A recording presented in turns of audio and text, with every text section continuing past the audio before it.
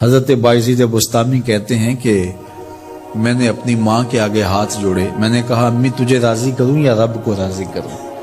تو اپنے حق مجھے معاف کر دے، اللہ کو میں راضی کر لیتا ہوں۔ ماں نے کہا جاؤ پتر میں اجازت دیتی ہوں۔ گئے جنگلوں میں ذکر و فکر میں لگے رہے، تنہائی میں اس کو یاد کرتے رہے، دن رات ذکر کے چراغ روشن رکھے۔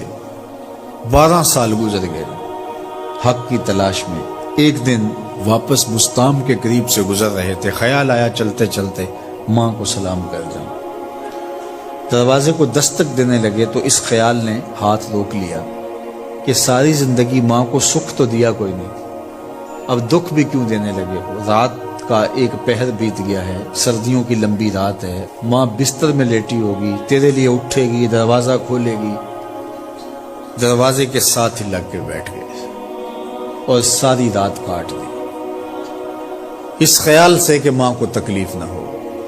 جب سحری کا وقت ہوا تو اندر سے جو نالی آتی تھی اس نالی سے پانی آیا، سمجھ گئے میری ماں تہجد کے لیے اٹھی ہے اور وضو کا پانی ہے، تو فوراً دروازے پہ دستک دی۔ اندر سے آواز آئی بیٹا بایزید میں ابھی آئی۔ مائیں بیٹوں کے دستک کے انداز سے جان لیتی ہیں یہ کس بیٹے کے ہاتھوں کا لمس ہے۔ 12 سال کے بعد آئے، دستک دی، کہا بیٹا بایزید میں ابھی آئی۔ ماں کی تو نگاہیں ہی دروازے پہ رہتی ہیں۔ اللہ اکبر۔ کہتے ہیں کہ ماں نے دروازہ کھولا، 12 سال جنگلوں کی خاک چھانتے بیت گئی تھی، پراگندہ صورت، بکھرے ہوئے بال، پھٹے ہوئے کپڑے۔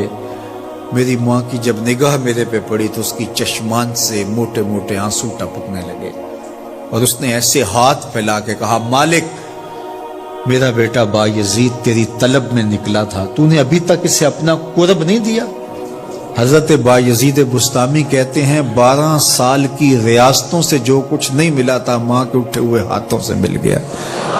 میں نے کہا مالک میں تجھے کہاں ڈھونڈ رہا ہوں، تو کہاں موجود ہے؟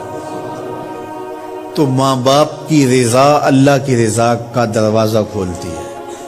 جن لوگوں کے ماں باپ ناراض ہیں اور وہ جا کے پیر صاحب کی خدمت کرتے ہیں اور میاں ماں کے قدم چومو، باپ کی ٹانگیں دباؤ، ان کی خدمت کرو، تمہارے پہلے مرشد وہ ہیں، ان کو راضی کرو، پھر کسی شیخ کامل کی صحبت میں آنا، دیکھو کیسے دل کی بند کھڑکیاں کھلتی ہیں۔